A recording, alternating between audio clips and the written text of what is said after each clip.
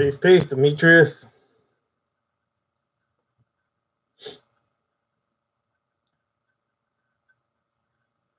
Peace, peace, Knuckle Cannon. Chantel, hello, hello.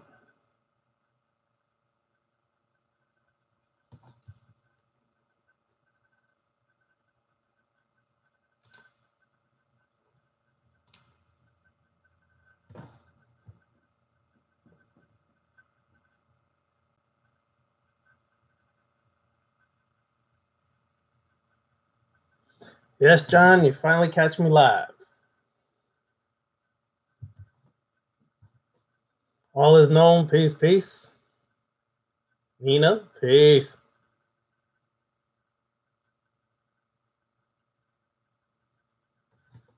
Nina, the best real estate agent in Philly. What up, B.A. Moose?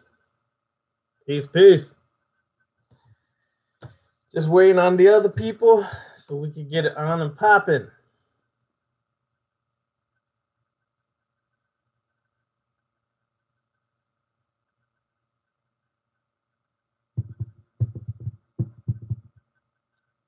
Well, while we're waiting, I decided to do this basically from questions people had on Instagram, and spookism and stupidity I see on Instagram sparked this. Working with your darkness, following the guidance of your demons. What is darkness? I think people still kind of know, but don't know exactly what darkness is. So that's what we're going to go into tonight. As y'all know, many people are stuck on stupid because they think that the light is right, beautiful, divine, and everything happens in the light. But as we'll discuss this evening, that's very far from the truth. All right? I'm just waiting for a couple more people to pop in so we can get in there. We can make this video and prepare for Sunday. Peace, Trident 72. Oh, speaking of that, Trident 72, if that was you who hit me up for the Kali ritual, I'm going to send it to you tomorrow because I'm still updating it. I like the way it is, but I felt that it needed more updating to make it more precise. So if that was you, just hold tight to tomorrow. All right. I'm about to begin in about 2 minutes. Give the stragglers a couple minutes to get here. Now how the stragglers are. Good, Necrocan. Well, as y'all can see, I got Kali and Anubis right there. Can't see the full face because of the way the thing is adjusted, but it's a good thing.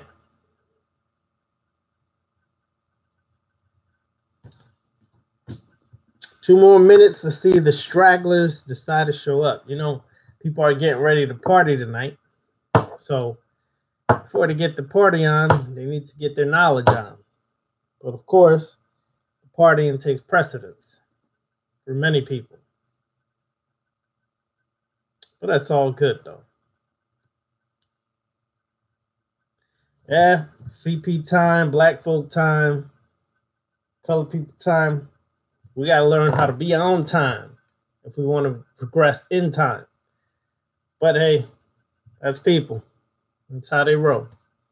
All right, I'm about to start.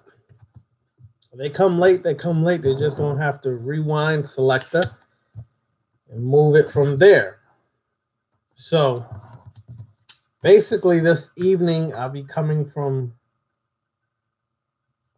this book right here. Some of y'all may have it. Some of y'all may not. Okay. The Nocturnicon by Constantinos. Calling dark forces and powers. how to utilize the dark forces and powers in your path and your work. Okay, cool, peace. So we're going to learn what darkness is in the first place, then how to connect with dark powers, dark forces to activate and tap into your subconscious mind to do the work that's necessary of reprogramming. As you know, on this left-hand path, we are a big stickler about reprogramming that subconscious mind. Big stickler for deconditioning the subconscious mind. Hence, the importance of learning to work with dark forces, dark powers is essential. So I'm going to go into this. Once again, the book is Nocturnicon by Constantinos, calling on dark forces and dark powers. I'm going into the introduction, calling on dark forces, dark powers. And he begins, what blasphemy is this? Certainly the thought of conjuring up anything remotely dark goes against anything we've been told is safe, sane, and sanctified. Or does it? Now, as you all know, I'm really big on science. And science is now beginning to catch up to what magic, sorcery, and things of that nature have known for quite a long time. So, this beginning intro part goes into science. And it's important to understand that in relation to your magic and sorcery. According to modern physics, the universe... Let me take off my glasses. I can't see it that good. According to modern physics, the universe is composed of mostly dark matter or energy, a field that not only permeates all of creation, but which is partly responsible for our very existence. This dark energy came into being at the Big Bang and can arguably be called the force that keeps up the universe's expansion. Without its power, you could say that the series of falling dominoes we call space and time would come to a grinding halt. Yet people scoff at the study of dark forces, and this is very true. True for those who know and been watching these videos for the last 4 years and been listening to the radio show for 4, 5, 6 years when we were doing Awakening Universal Minds. You know how we really were very big on dealing with your darkness. And that is important so that you could really understand the light. The light in the occult symbolism is the intellect. The intellect, which is what people are really trying to connect to and tap into, but their darkness is so embedded with pain, trauma, wounds, insecurities, self-doubt, lack of confidence, low self-esteem, etc. So, people will scoff at you when you talk about darkness or dealing with the dark forces. This dark matter you see in the nighttime sky is not blocked by the upper atmosphere. It is the reason that night down here has an almost soupy feel. And much as dark matter or energy permeates creation, it carries along it the energies of magic, a dark link to godlike powers of creation awaiting each of us. Whether you have already embarked on the dark path of spirituality or just always felt its calling out to you, it's clear that you're looking to nocturnal forces to bring real change about in your life. You can feel the power and possibilities after the sun sets. You are certain there is something tangible in the ether of the night, compounding the power and mystery of the hidden, of the occult. The darkness is, by its nature, a secret realm awaiting those who are brave and curious enough to reveal its treasures. The night beckons certain ones amongst us, and refusing that call just is impossible. Perhaps night extended in its first welcome to you as something simple, like a sudden desire to be outside when the moon provides the only light. In time, the sentient dark ether may have sent its energies to confront you in a dream, perhaps even personified as an ancient dark deity. No matter what type of calling you've experienced by this point, surely you can feel how the night is sympathetic linked to all things dark, a subconscious understanding that fills some with dread.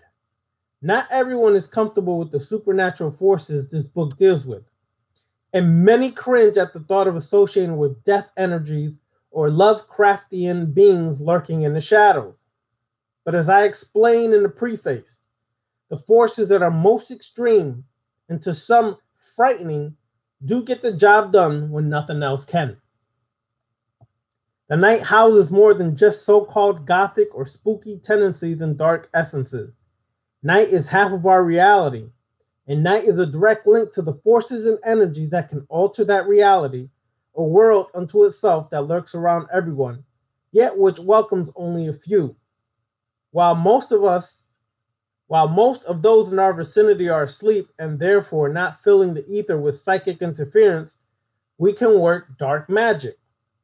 The daylight hours of mundane mental activity and business pursuit are always focused on reacting to the now. The nighttime hours are when we can focus on creating the next. Embrace this dark half and watch as your total understanding of reality is forever changed. Now, let me go back a moment where it alludes to working with dark energies, death energies, as well as Lovecraftian beings. Now, if you've ever done an intense study on H.P. Lovecraft, there's several letters where he explained how the old ones that were written and brought up in his book, he was asked several times if he believed in it. What he did say is that he knows that he tapped into a certain part of his subconscious mind or tapped into a certain part of himself where things are buried. And because of those things being buried there, that it can attract or connect with chaotic beings or dark forces that have existed since primordial times. And depending on your level of the abyssic side of your subconscious mind and how deep this goes, you as well will start attracting that into your life. This will begin when you start to do the work of the dark, tapping into the subconscious mind. Last Thursday, I believe, we did a video on the 5 powers or 5 ways to unlock the powers of the subconscious mind. Now we're going to deal with the dark aspect of ourselves, the shadow self, and tapping into that part of ourselves to bring out what is needed to be dealt with in the subconscious mind. But in order to go forward, you first have to become comfortable with the dark or darker aspects of yourself. The problem is in a society like, the present day, modern day society we live in, everything or a lot of things are focused on the fluffy. The fluffy is what we've called for years now on our shows and things of that nature, more of the right-hand path that gets away from dealing with the part of yourself that is most important. It's one thing to meditate.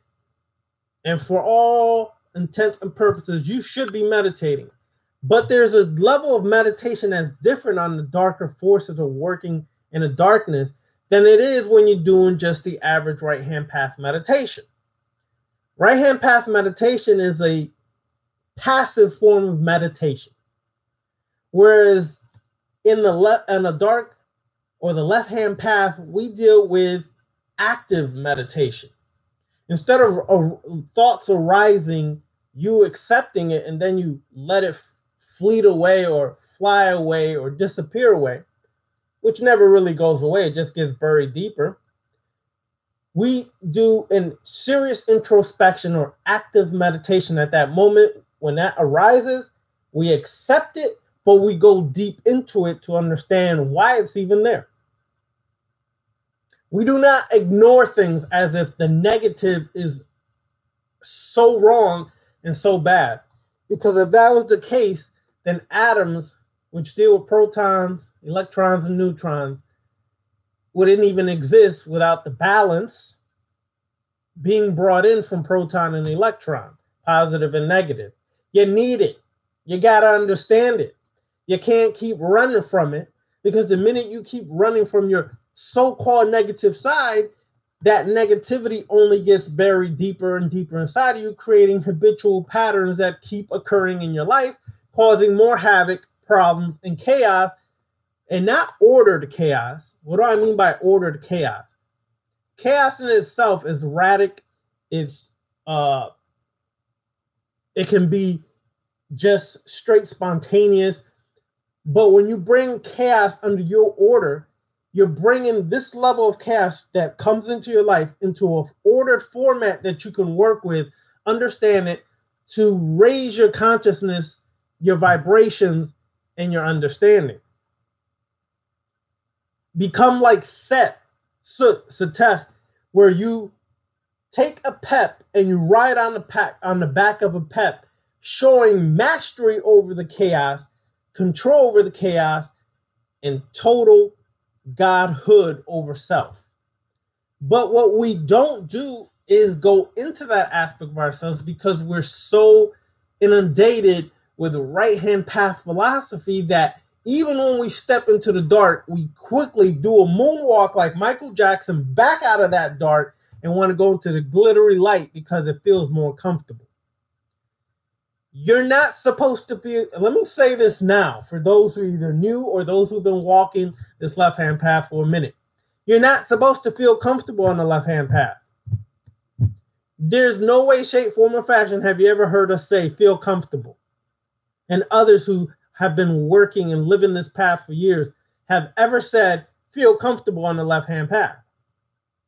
You should never feel comfortable on the left-hand path. You should feel uncomfortable. You should be challenging yourself every step of the way. You should be pushing yourself to confront the very things you've been hiding or running from. It's not a comfortable thing, but it is a necessary thing to work on. In order to really truly be a master of yourself, in order to truly be a god, not like this conscious community crap that people have been spewing for years since I was even younger. I'm God, I'm God, I'm God, but yet they don't have a pot to piss in. That ain't God. God is in control and responsible for all ways in their life, all actions in their life, and they're responsible for their well-being. They don't make excuses because their ass is flat broke and want to blame the white man and blame this person and blame that person. They take responsibility over themselves as the true God for all ways and actions. And they understand that their thoughts create things. But what kind of thoughts? It's not your conscious thoughts that creates things. Your consciousness is just aware of things. Your subconscious mind is what's really creating. And if your subconscious mind is way down with a bunch of crap that you haven't dealt with, then that's what you're really creating. And then people wonder why I try to work this ritual and it just never seemed to go right. Why don't I get this result? Or why don't I get that?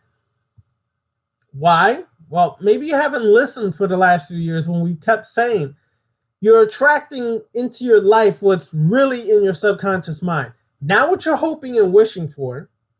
Okay? This ain't faith and belief like Jesus Christ, Hail Mary, and all this shit. This reality is focusing on what's really there to understand why you keep attracting things and bringing things into your life, because you haven't learned the lesson yet. So until you learn to master that lesson, you just keep repeating it over and over, just in many multiple or different ways.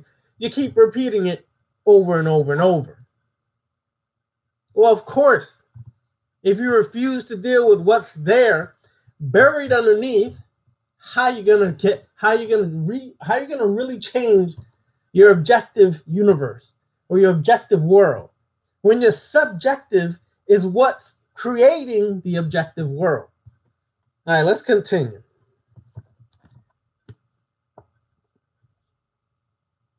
Magic works because we can alter our consciousness to let it connect with unseen forces. In a profound or advanced altered state, we can mold the very building blocks of the universe to create anything we desire. We can access another plane of reality called the astral plane, where whatever our imaginations dream up will eventually take on real material form in the physical plane.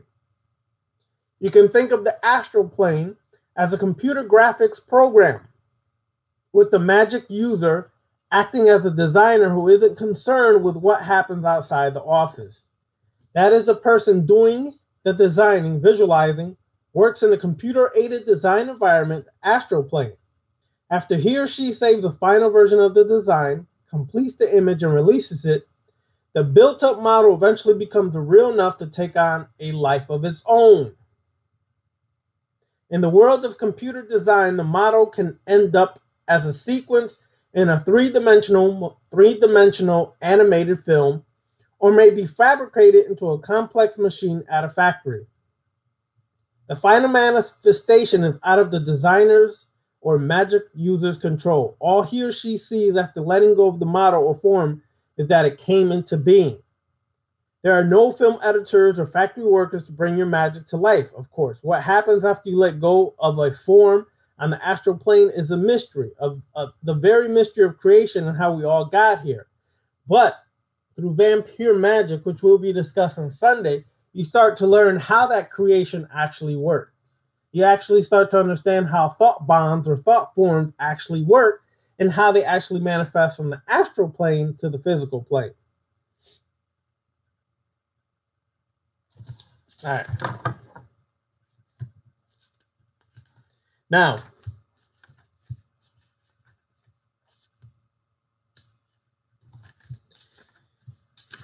let me go into this other aspect here to tie it in. Why focusing on the light is a form of escapism.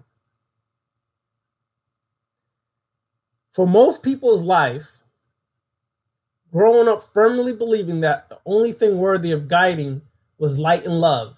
You hear a lot of people say this all the time: peace, light, and love.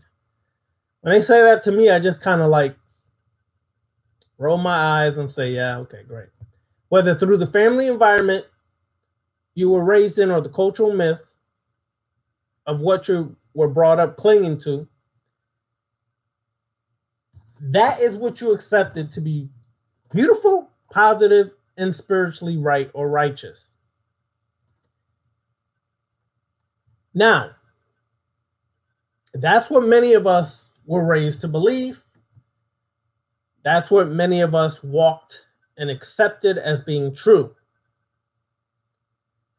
But it's wrong. Let me explain why it's wrong. It's not just wrong, but it's completely and utterly off the mark. Focusing only on love and light will not heal your wounds on a deep level.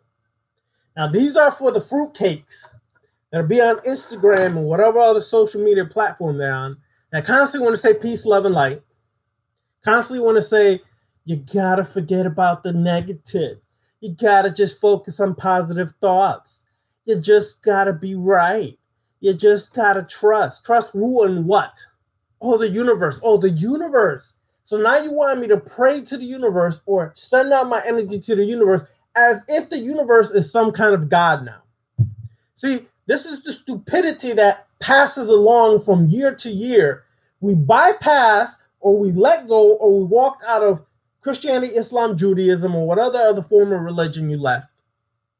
And we walked into Stupidville again, into basically passing one buck to the other buck. So now you take out God, Allah, Yahweh, Jehovah, whatever other terms, and now you feel more conscious or more superiorly advanced because you're saying the universe.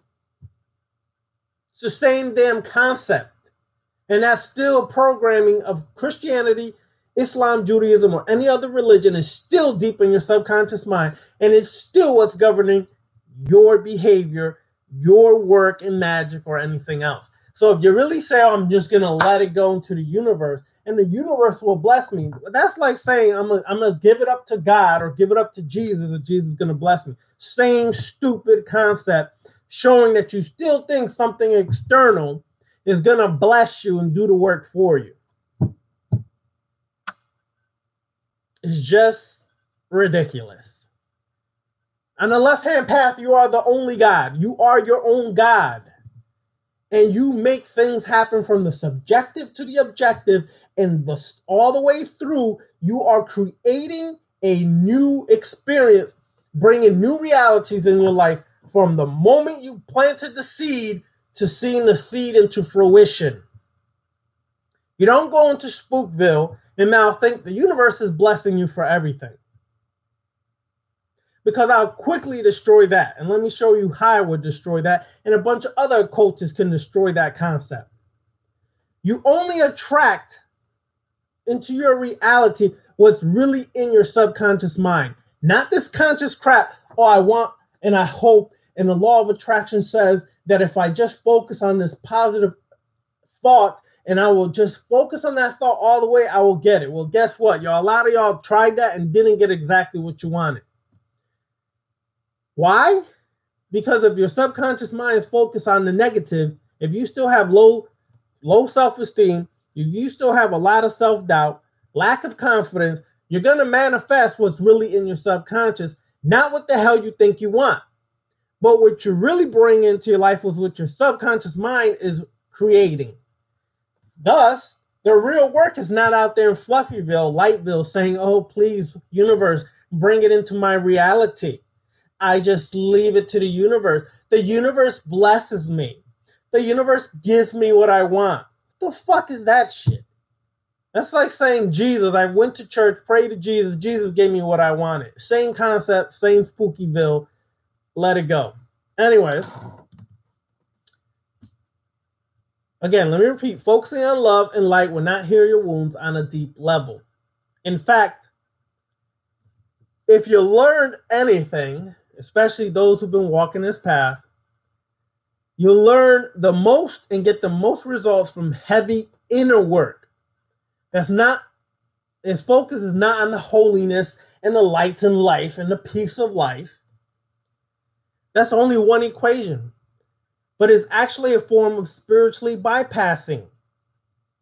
Yes, you're spiritually bypassing the buck. Now, for those who are curious, what is spiritually bypassing? The definition of spiritually bypassing, this is what you need.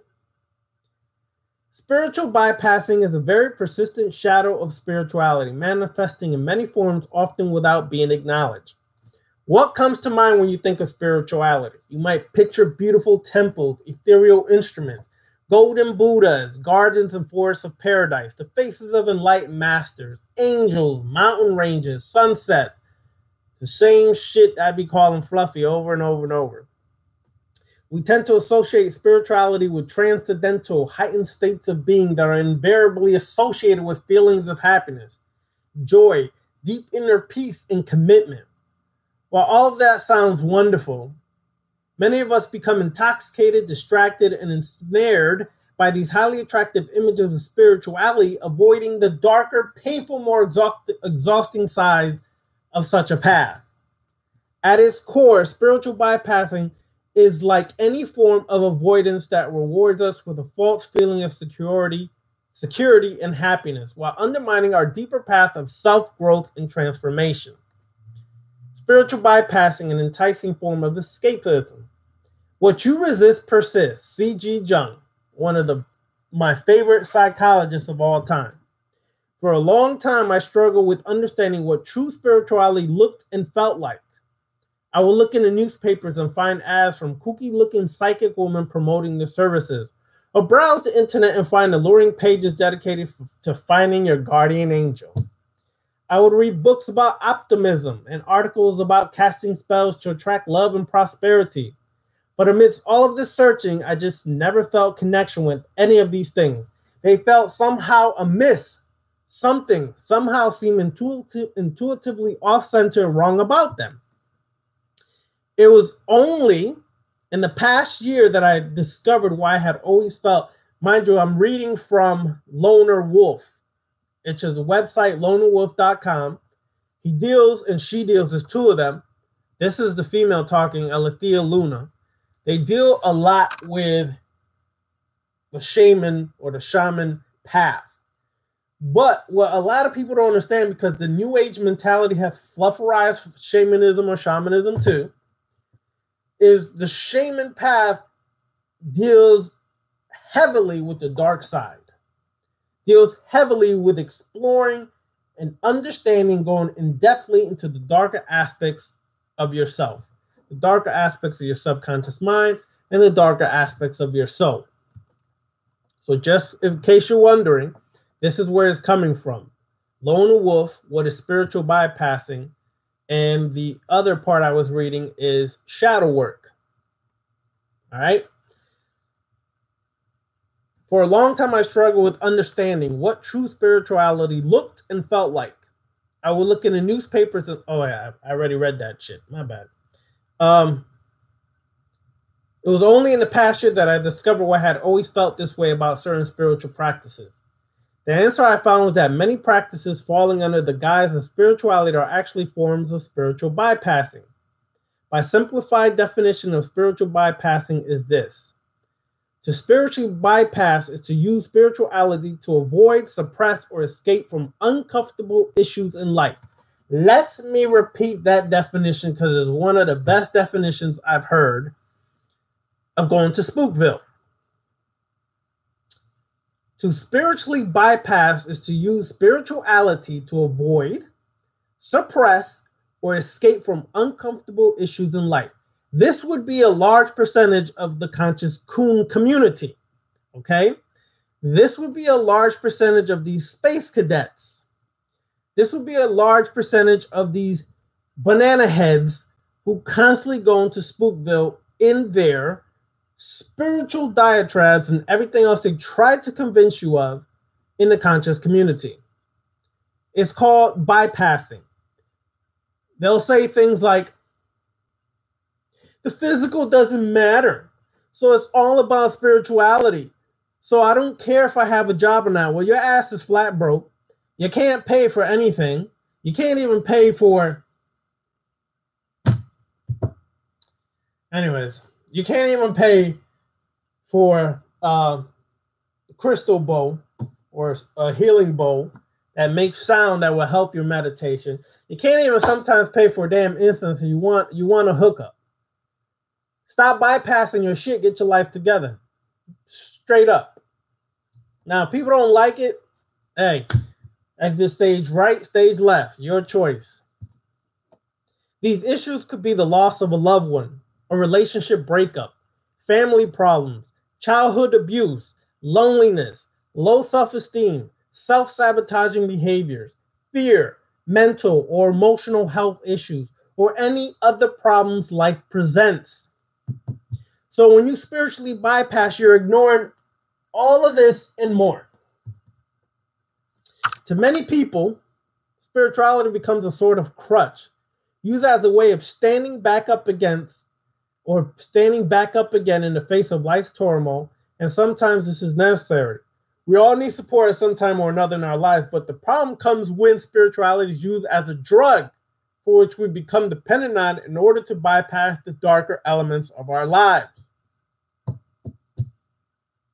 When spirituality is used as a defense mechanism to ward off gremlins and dirty little devils of our existences, it actually becomes our greatest hindrance, preventing us from developing true courage, authenticity, and wholeness, qualities that refine our souls.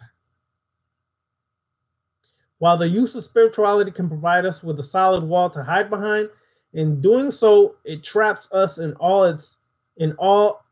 of its happy and perfect jail cell of illusions.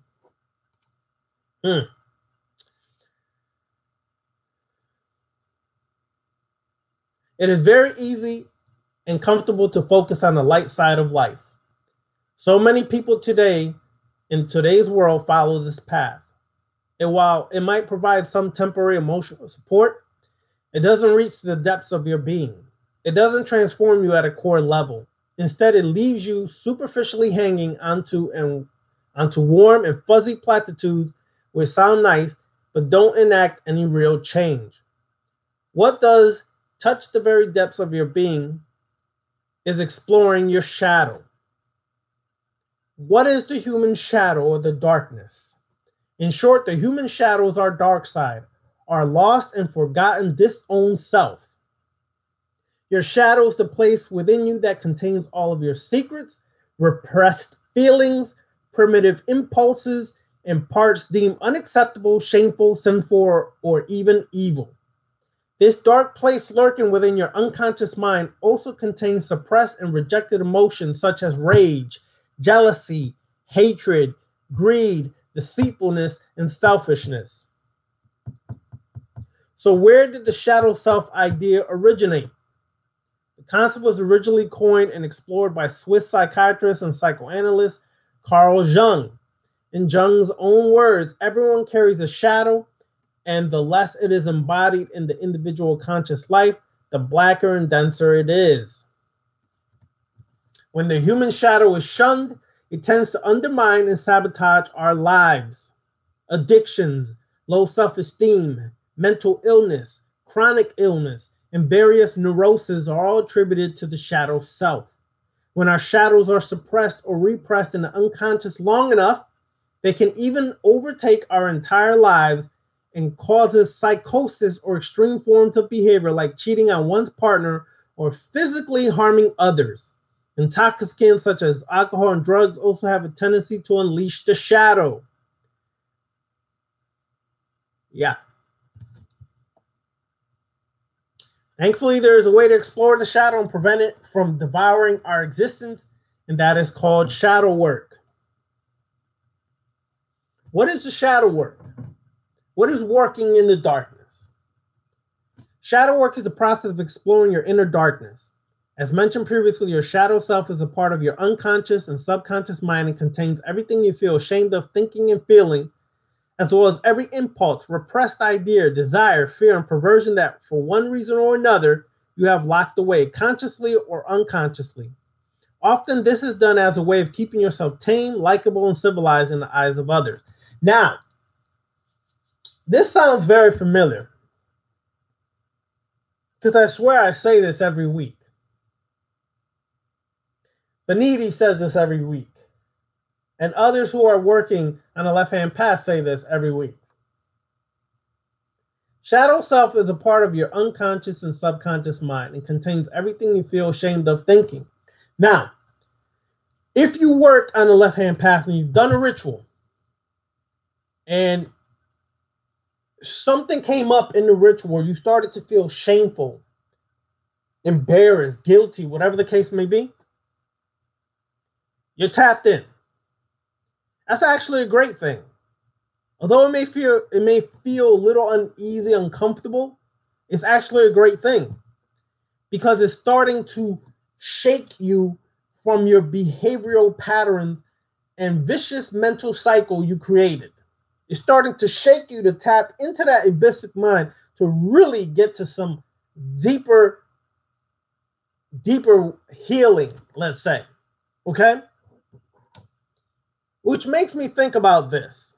I swear, there's certain people, and there's a nice little amount of them, there's certain people that I see on social media platforms that every 6 months they're healing. Oh, I got to take time off of Facebook, or I got to take time off Instagram, or I got to take time off of Twitter, or I got to take time off of this or that because I need to heal. Well, goddamn, nigga, didn't you just heal 6 months ago? Shit, what the hell else you healing from now? Unless what you're trying to heal, you ain't really but scratching the surface, so it keeps popping up in your life, and you keep allowing this habitual pattern to create new situations that bring you deeper into the hole. Which means to me that you, like I said, you're scratching the surface. You're not going down into the abyss, you're scratching the surface, barely swimming on the top layer of the water. You ain't diving deep, you're just skimming it. So of course, it's going to keep repeating and it's going to keep popping up. These are the people that may say, yo, every time I do this ritual, this happens. Duh. It happens because you ain't focused on it. You're doing the ritual and you're expecting $1,000, but what you're really getting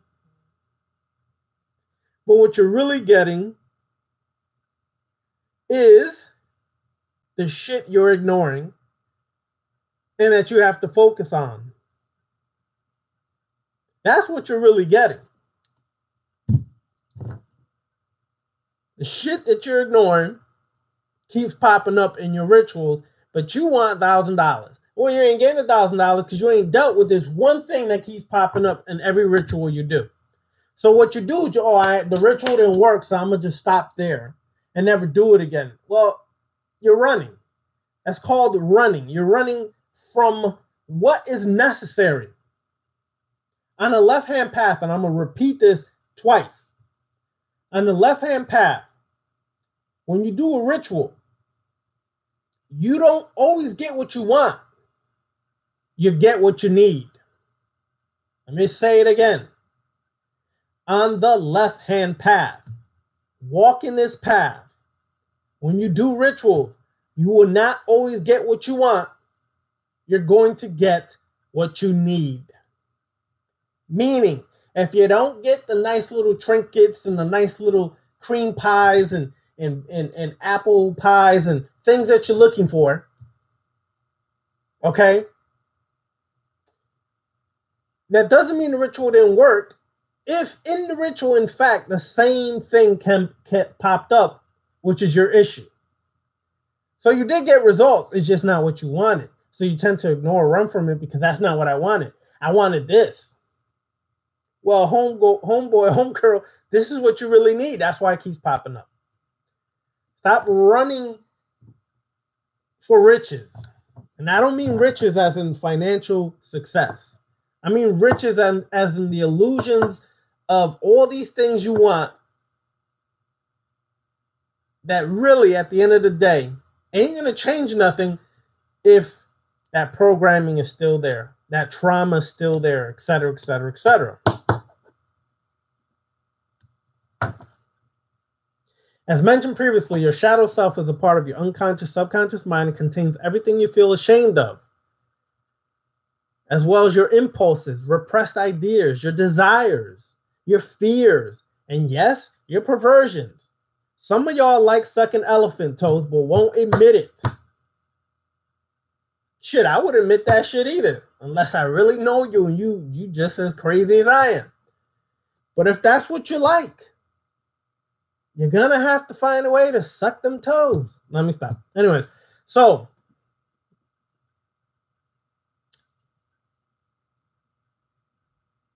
okay.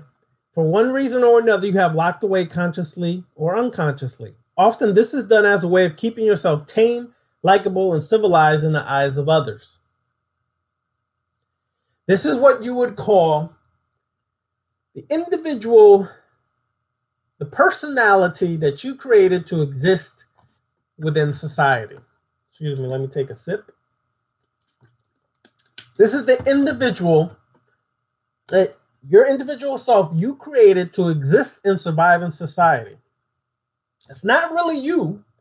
It's just the individual or personality you created to exist here so you can survive and get along.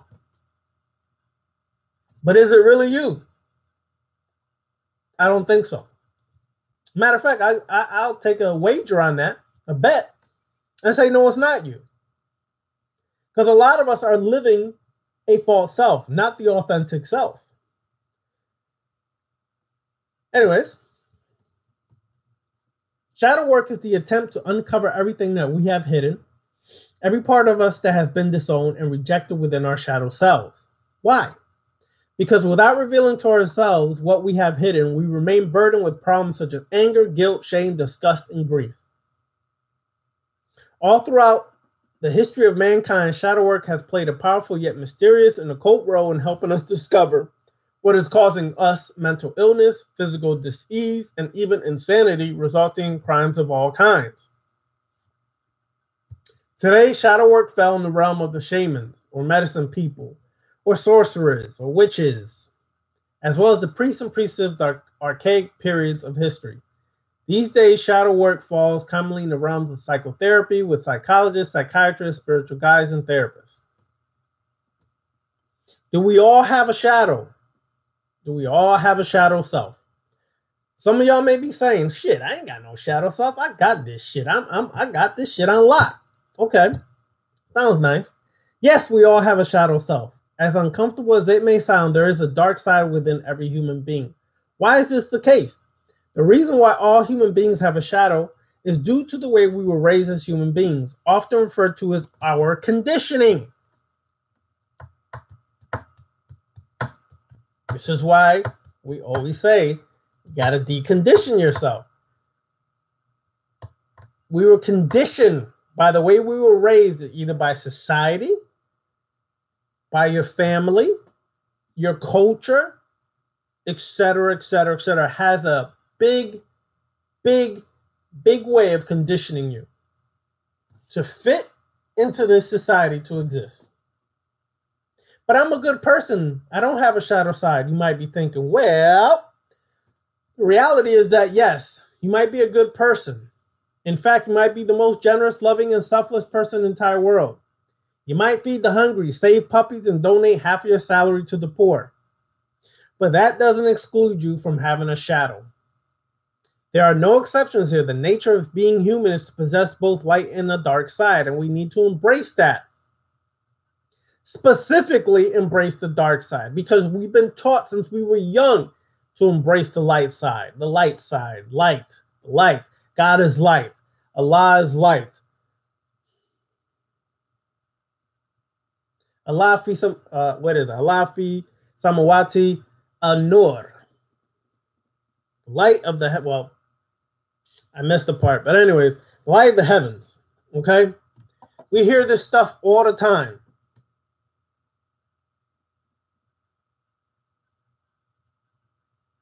Sometimes when people hear that they have a shadow side, or when it's pointed out, there's a lot of denial. We have been taught to perceive ourselves in a very two-dimensional and limited way. We have been taught that only criminals, murderers, and thieves have a shadow side. This black and white thinking is one of the major causes of our suffering. If the thought of having a shadow side disturbs you, take a moment to consider whether you have developed an idealized self. Signs of an idealized self include attitudes such as, get ready, y'all. See if you have this parts in yourself. I'm not like those people. I'm better. I have never strayed. God is proud of me. Yeah, okay. Criminals and wrongdoers aren't human. Everyone sees how good I am. Even so, I have to remind them. I'm a role model. I should be validated and applauded for my good deeds. I don't have bad thoughts, so why do others? Yeah, okay.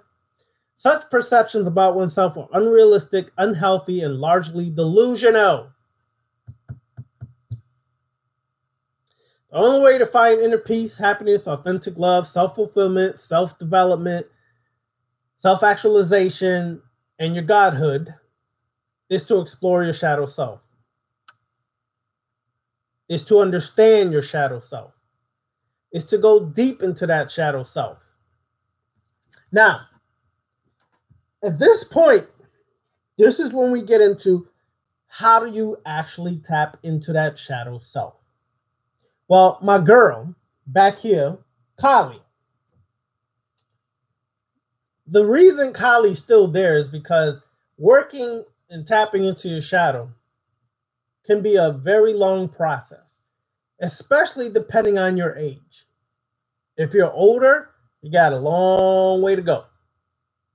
Don't think one ritual is going to just solve it all and give you all the answers. Not happening, folks. It only opened the doorway for more to come. If you're young, say you're 21, 22, 23 listening to this, you still got 23 years worth of crap you got to deal with. Your conditioning, your programming, 23 years worth of it. Okay? So, how do you really tap in? Well,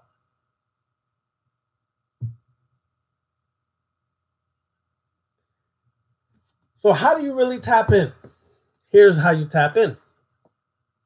1, question everything, but more importantly, question yourself. But what do you mean? Question everything. Everything and anything anybody has taught you, including myself or anybody else, question the shit out of it. Stop believing everybody and everything they give you like it's right and exact for you, because it may not be. Question them. More importantly, question the shit out of yourself. Meaning, what the hell do I believe? What do I accept? Who am I? What am I? Why do I run from this? Why do I hide from this? Why do I tend to create these same vicious cycles? Lay it all on the table. Okay? 2, finishing updating this Kali ritual. Anybody who's been watching me for a minute knows that Kali is big up with me. Okay? She's my dance hall queen. Y'all just don't know that. But anyways, so Kali, the demonic feminine, the warrior energy, goddess of death, destruction, chaos, overcoming, and transformation.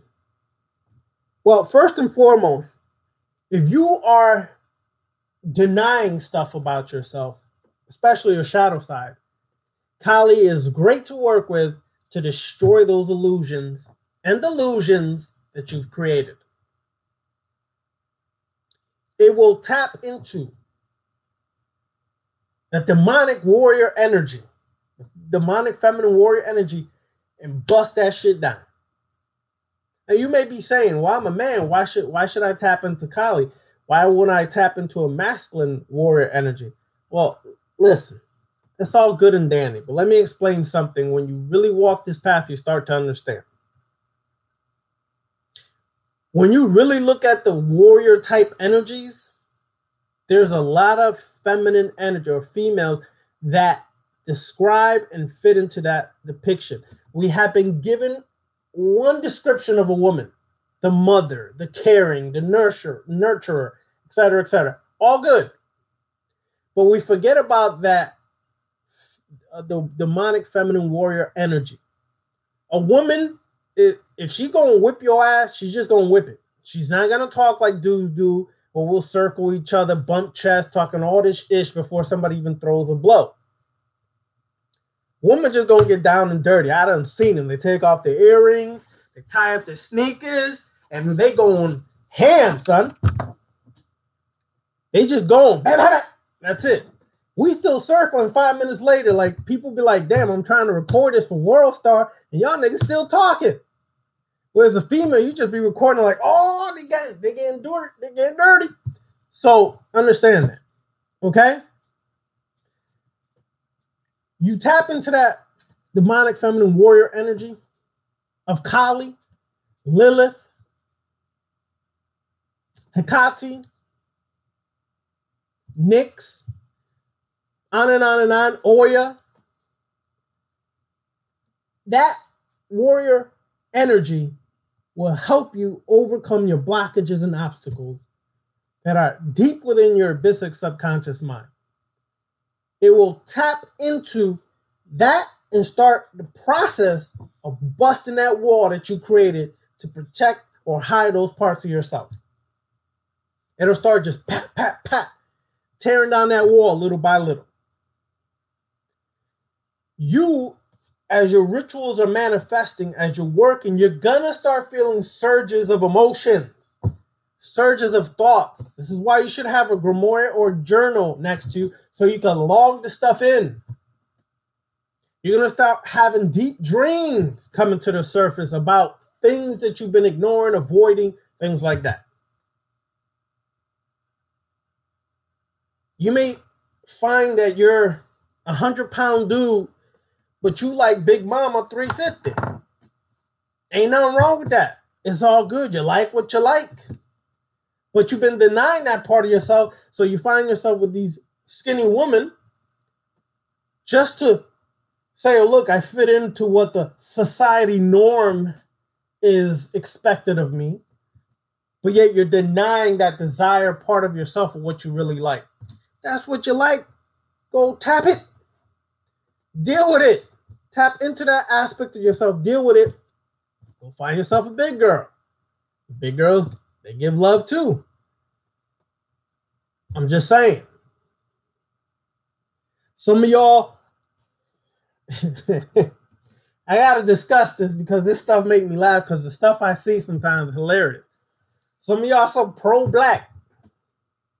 Everything black, black, black. I done seen the most pro-black dudes chasing snow bunnies. Okay, nobody around. That dashiki coming off, them anks coming off, and my dude is now chasing some snow bunnies. Dude, if that's what you really like, be real and stop faking the funk. It's retardedness. It's not dealing with reality of who and what you really are, tapping into your desires, your pains, your wounds, whatever. That's dealing with reality, y'all. It's not creating some stupidity and then trying to fit into this nice little neat box that society created or some community created that you feel I'm superior and more intellectual than the average, but you're still a fool. Cut the damn thing out. So this ritual that was created, once I update it again this weekend, or probably by Monday it'll be done. Those who are interested, I send it out. It's a pretty long ritual.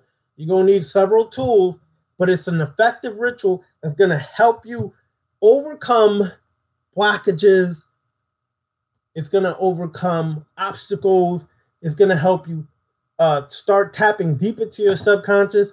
But a disclaimer. Two things. Don't just do the ritual once. Do not just do it once. Okay? And two, get ready for what the hell's coming up. Because you do not know what may come up. Just prepare yourself that whatever comes my way, I'm willing and ready to deal with it. Okay? I'm going to give you a little tidbit of another kind of ritual. Okay? Go to, if you have a park near you and it's like a forest or has a lot of trees. If you have a park near you, go to it. In that park, I want you to go to the densest part of the park with most trees. And I want you to walk into the woods and visualize yourself as Kali with a two-edged sword. Now, if you have a two-edged sword, do not bring it to the damn park. People, please keep in mind where the hell you're at. A Nubian person, melanated person walking in the park with a two-edged sword, you ain't gonna last too long walking through that park. Somebody coming to get you. Straight jackets, white straight jackets, or some po-po. Somebody coming. So do not get crazy and say Ravana Noon said, bring a two-edged sword. No, the hell I did it. Okay? You visualize yourself carrying a two-edged sword as if you're Kali. As you're walking through the forest, you see your enemies. All of your enemies, your physical enemies, all represent, or there's examples or symbols or archetypes of your own personal demons. Not the demonic, true or higher self, but demons in the sense of all the stuff you bury, don't deal with. So as you walk through there, you visualize all your demons starting to approach you. And you visualize yourself using a two-edged sword to chop them down. Chop them down. Whatever. Your desire's coming up and you lying about it and denying it. You chop that down so you can get to the real reality of your desire. Your pain, your wounds, or what happened as a child. You just chop it up, get it out the way so you can really focus on what it is and where that pain started so you can start the healing process and mastering that shit. Visualize that. Walking through there with that sword. Again, do not bring a damn sword or dagger, people. Okay? Because somebody gonna do it. I ain't taking the blame for that. Just saying. You're on your own with that one.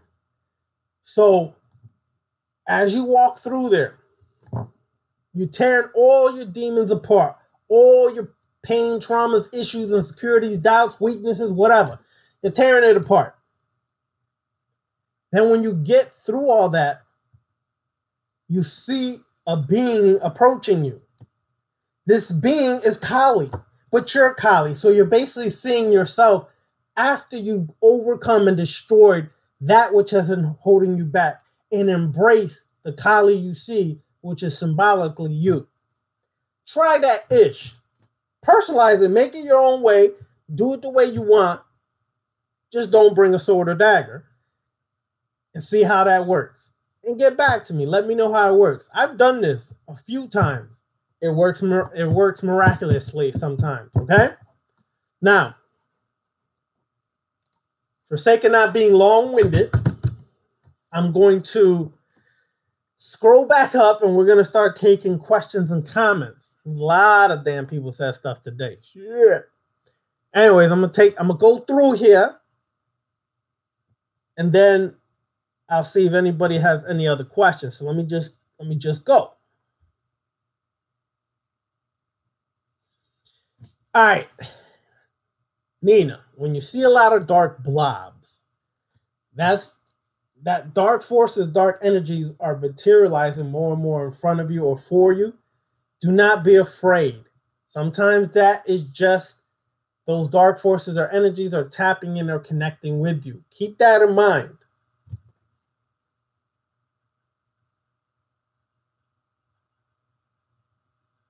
Me too, Andre. I love the dark. I love being around spirits, demons, the dead, all of that.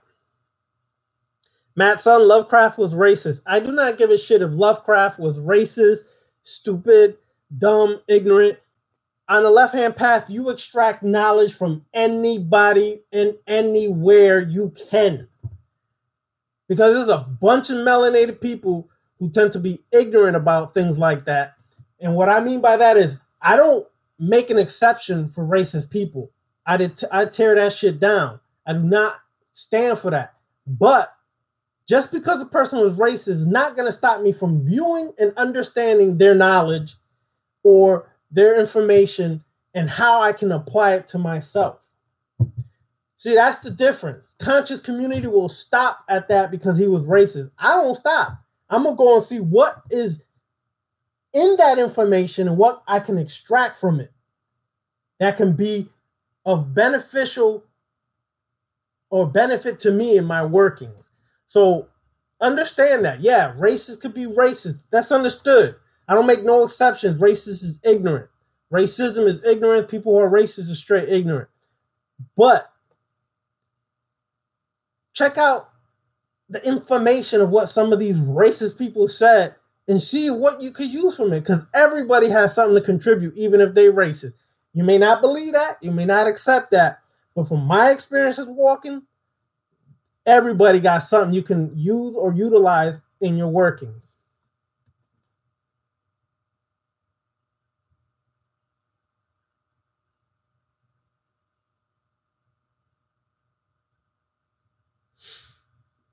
Queen Z. A lot of us are more nocturnal beings. Okay, I'll just say this. A lot of our African and indigenous people here in the West, most of the rituals, whether it's communal or not, were taken or were done in the dark. Some were done in the day, but a lot of the rituals were done in the dark. And there's a reason for that. Okay? There's a reason for that. It's because when you do certain rituals in the dark, the distraction and the chaos of the day is at a minimal vibration. Thus, at night, the energies are turned up. And those energies are easier to tap into because you're not distracted by work, you're not distracted by going to the bank, you're not distracted by this, that, or the other. Your focus at night, all the vibrations slow down, is more focused on the ritual or the work at hand. It's easier to connect and tap into at night.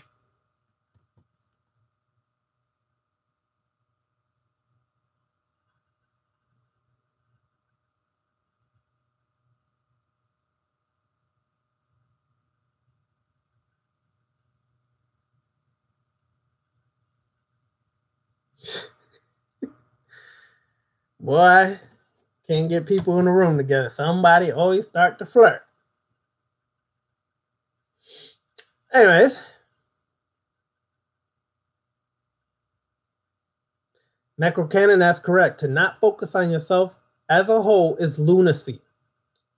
You cannot be whole if you are focused on one aspect of the self and they are focused on the blinded side of things. That's correct. That brings me back to when I was in the lodge, in the anteroom, being prepared for the entered apprentice degree. And you're blindfolded and you're in the anteroom and there's a bunch of noise and all kinds of sounds and all kinds of things going on around you, but you're blindfolded.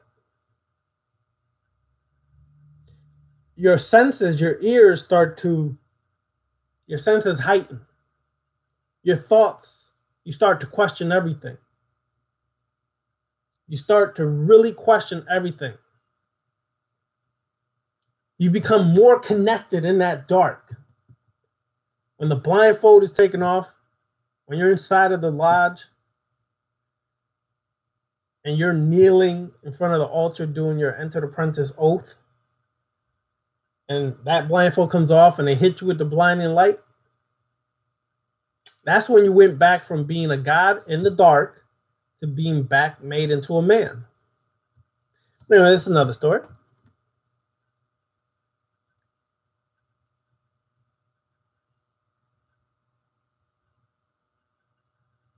True, Necrocanon. There's a lot of information myself, Brother Beniti, a bunch of us have put out for years now, 4 or 5 years or whatever the case may be. Tap back into some of that because it can help you connect the dots and make more clearer sense of what this work is all about.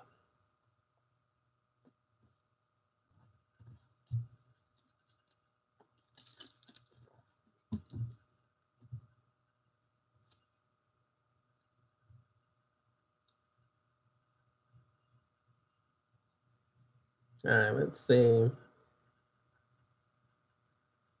Yep, the universe became the new God, and this new age nonsense, conscious community, whatever you want to call it, everything is the universe. The universe, I leave it to the universe. Yeah, okay. Sure, whatever. Well, Chaotic Scott, while y'all prepare for the snowstorm tomorrow, I'm down here in Orlando, Florida. It'll be 81 degrees tomorrow. So while y'all freezing your culos off, buried with snow, and have to shovel that crap and slip and slide, trust me, I grew up in the Bronx in Hartford, Connecticut. I know all about the snow, y'all. Don't miss it and don't want it. I need the sun. I need the sun and the dark energies of the night when the sun goes down in these tropical environments or subtropical environments. Sure, we'll get a little chilly here. Chilly here is 64 on Sunday. No, 66 Sunday, 62 on Monday. Then Wednesday, we're back up in the 70s for 3-4 days. I could deal with that.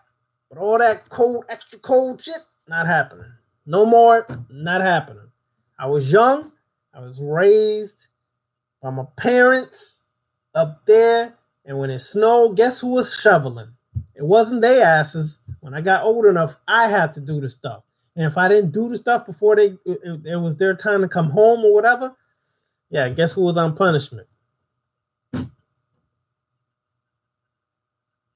Trident 72, that's 100% correct. He just came to realize, or she, I don't know, I'm not making a guess on that. I just came to realize recently how much we need to really go inside yourself and deal with your bullshit. But it means being truly real, admitting and uncovering the worst part of yourself. Yep. Yep, yep.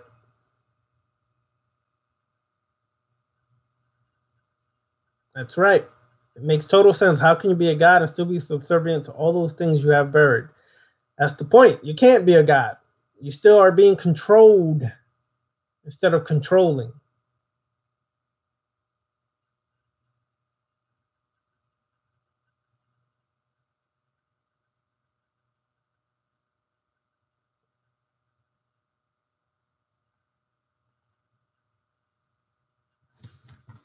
Yeah, get that scuba gear, y'all, to drop deep into that abyss of the subconscious.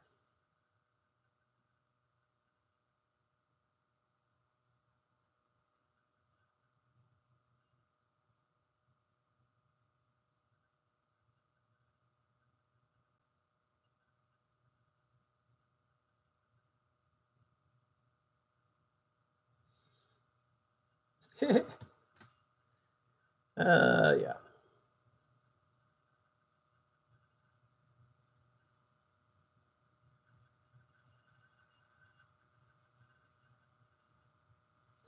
All right. My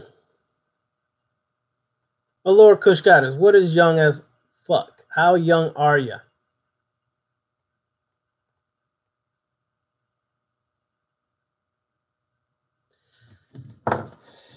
Yep.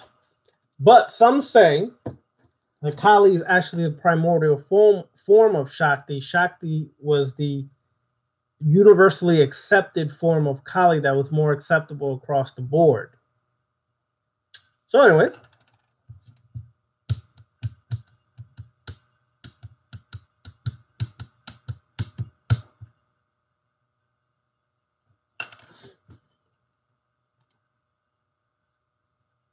there you go, brother. BBW Lover.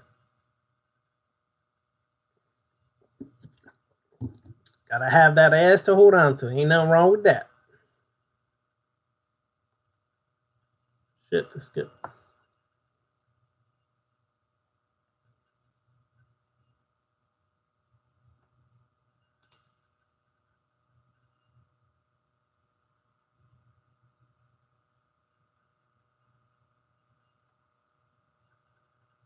All right, Queen Z, what is the connection between the shadow self and the actual shadow? Well, all right, let me put it like this. When people say darkness, it's really hard to conceive darkness. Let me say what I mean by that. Darkness is absence of light.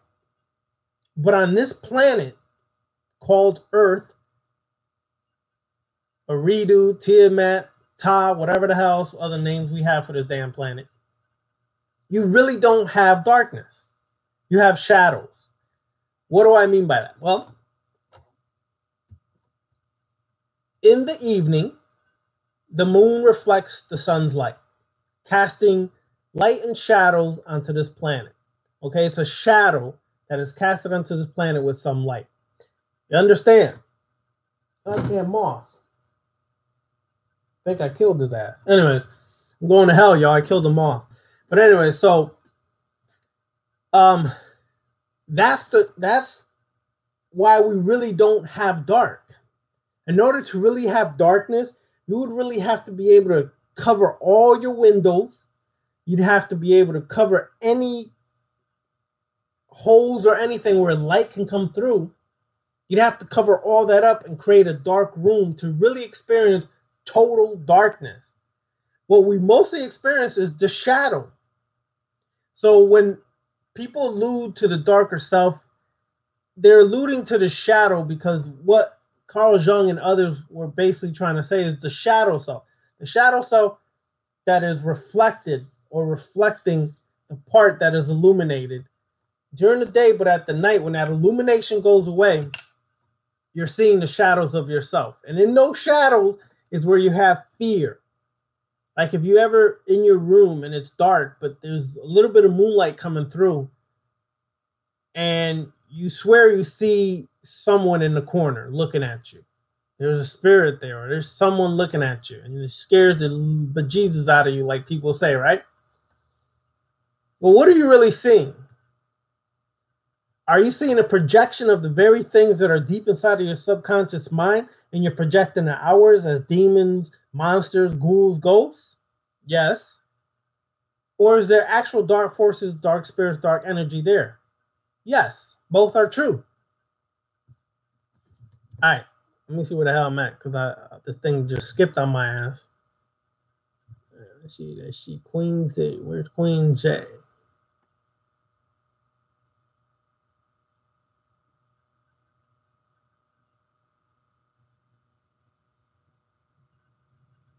Straight Panther, peace.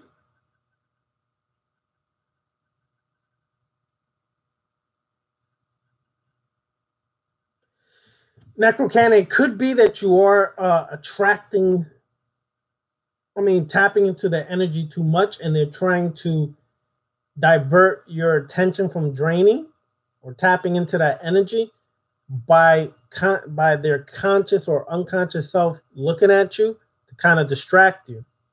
It also could be sometimes that they feel your presence. Some of y'all, have you ever been asleep and you swear you feel a presence of someone looking at you, but you're in your dream state, but you swear you feel someone looking at you? That's because you're being visited a lot of times and not even aware of it.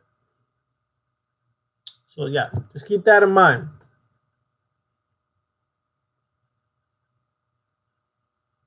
You go. That's how you work it. Gosh.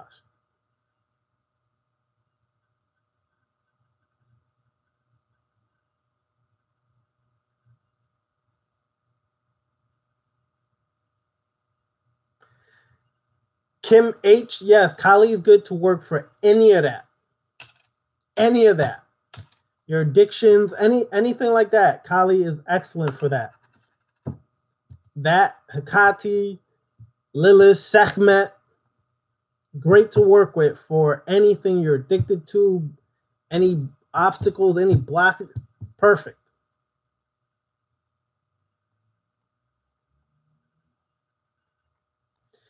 Yeah, brother, I gotta interrupt that ritual for a quick second.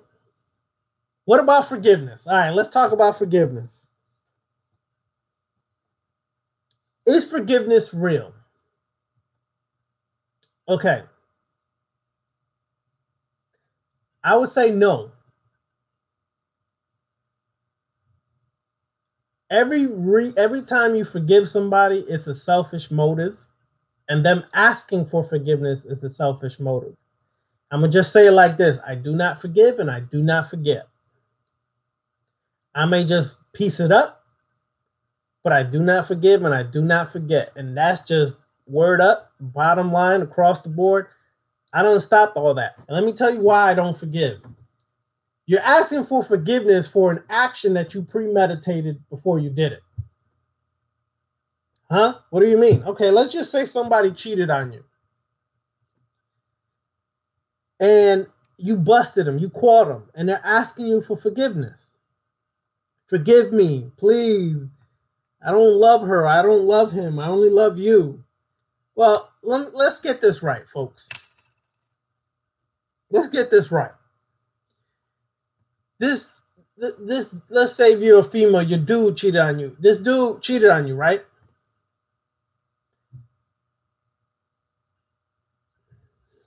All right, let me just say this. Was he thinking about you when he set up the moment or the time when he was going to get up with this female to do? Was he thinking about you or forgiveness when he was taking off his pants? Was he thinking about forgiveness when he was laying in bed with her, foreplay, making out, kissing? Was he thinking about forgiveness or you when he slid it in? See, people forgive things that, if you really pay attention to, are not really worth forgiving. It was a premeditated act. Ain't nobody just slipped into some pussy. I'm sorry. Damn it. People be lying. Ain't nobody just fall into pussy and say, oh my God, forgive me, I made a mistake. Really? When did you make the mistake? When you called her? Or you text her, or she called you and texted you and you decided to meet up? The first mistake was you calling and texting. Depending on how your relationship is, the commitment level, and the borders and boundaries of your relationship. I'm just saying, average relationship, right? So what are you really forgiving? They did what they wanted to do. Now you're forgiving them for their own treachery? You can't forgive shit like that. Sorry, I just don't roll like that, y'all. I'm a different breed, so, you know, take it how you want. Anyways.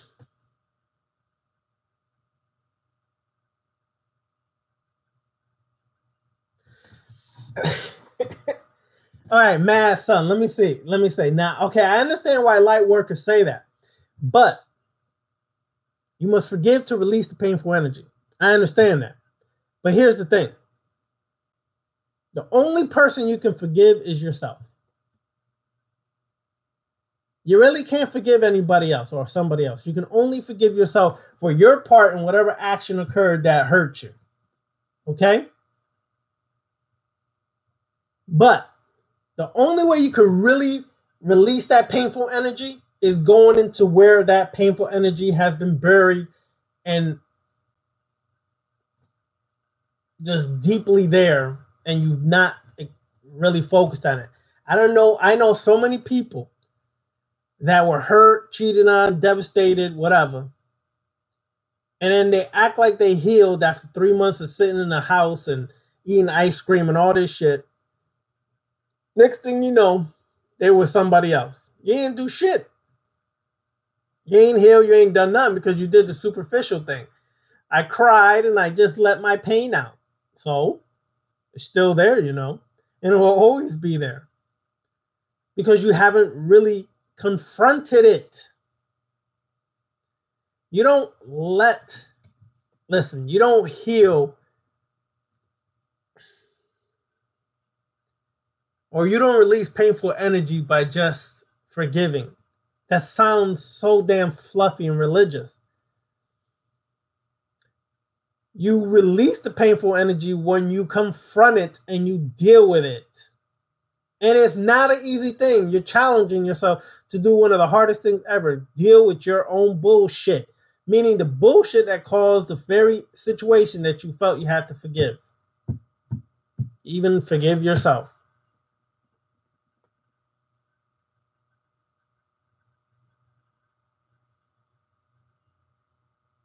No problem, Necrocannon, but hold a lot of these questions for Sunday, because that's when we're going to get into the vampiric thing a little deeper. So hold a lot of that for Sunday.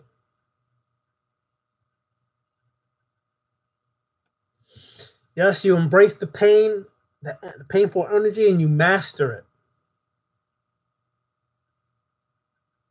That's right, Necrocannon. If you release it, it will still come back to you due to magnetism, and you did not deal with it. See, you can release something, but what's in your programming, your subconscious mind, will make it or bring it right back into reality. Shit, I hate when this thing skips, damn it.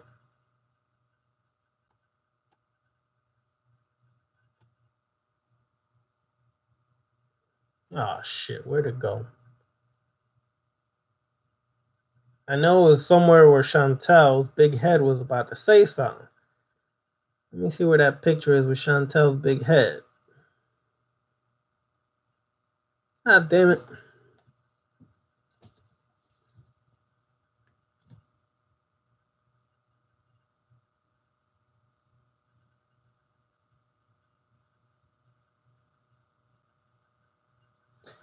Ray Head, that's correct. Forgiveness has been mandatory in a lot of these religions we were raised in. I don't care if it was Christianity, Islam, whatever the hell. Forgiveness is one of the biggest lies they played on people so that you could be shafted up the butt without grief repetitively over and over.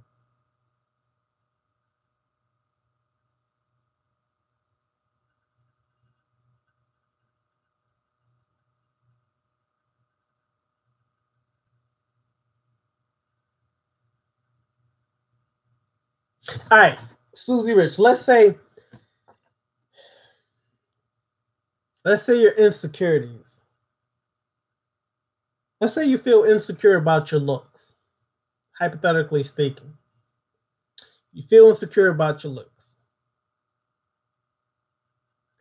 Well, the first thing you have to do is confront where this insecurity came from about your looks. Sometimes it's somewhere in our childhood, some family member, some friend, one of the parents, grandparents, whatever, made you feel a little uneasy about your looks. They said some very rude or cruel things at that early age. It has a very profound effect on a child growing up. So what you have to do is go back to the moment, the first instant or moment you remember that happening. Okay? And then you gotta go and change that when it was first conceived, that moment when it was first conceived. You have to change the programming, meaning you change how and what happened, and you change it into what should, in your mind, happen, or could have or should have happened. You change the programming. You start to then change the vibration and frequency of it, of the insecurity and the insecure thoughts that you've created about yourself. That's also connected to self-esteem and everything else. So you feel insecure about your body when you're around people, and the self-esteem is how you look upon yourself. Your self-esteem is low. All that ties into together. But you have to go back to the very moment that thought and that feeling was conceived.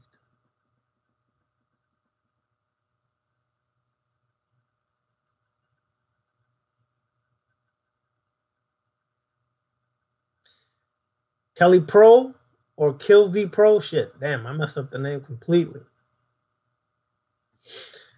That's good. At that very moment, that's good that surfaced. How do you correct your subconscious and your fear of death? I tell you, one way to overcome your fear of death is work necromancy. And one of the things that we're doing in the necromancy training class for those who are in it is going to the graveyard. Get comfortable in the graveyard. Get familiar with the graveyard and the death current. Overcome your fears, especially if you could do it at night. Go into the graveyard at night and overcome it. Deal with that part.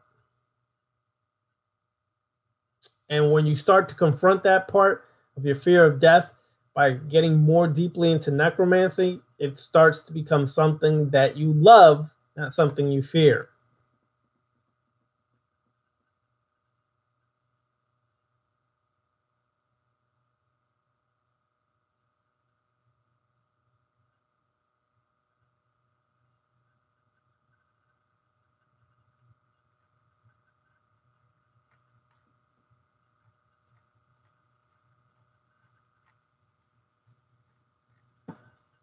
That's right, Susie Rich. Own your own shit.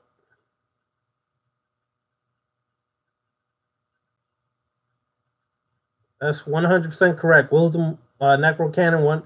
Wisdom will call her children, but very few hear the voice. True, true. All right, y'all. So I'm going to wrap this up since it's Friday night. Feeling all right. Just got paid. Remember that song? Anyways, yeah. Johnny Kemp. Yep. Just got paid. Friday night.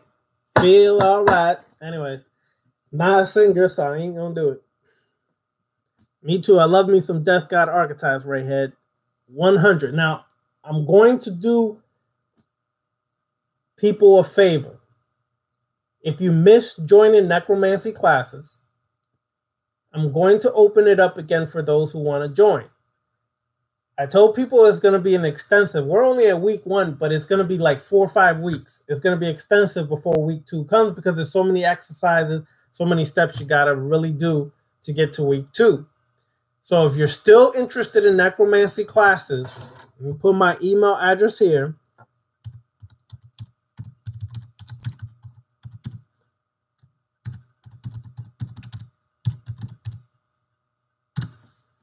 hit me up there if you're still interested in joining the necromancy classes. Okay. 2, we're getting into the vampiric studies now. And soon we're going to create a vampiric order. And it's going to be intense classes coming up. First, we got to finish the necromancy. We're going to get ready to do that in the vampiric. You need certain things to do the vampiric. There's vampiric oils I have on my website, serpentcrystals.com. You need them for the classes. If you don't have them, there's not much I could do for you. Okay? You need the vampiric astral travel candle. You need the vampiric coffin. So, when you get a chance before the vampire classes start in the near future, you need to have certain tools before we go there. You cannot be empty-handed trying to do this stuff. People, I've been trying to tell y'all even before in the necromancy classes, you cannot be empty-handed doing necromancy. You got to have skulls, you got to have coffins, you got to have certain things to do this to make it work. Because it's going to be in week 2, you're going to need a skull. No ifs, ands, or buts. You're going to need a skull. Or you're going to need a coffin to do some of the work in week 2.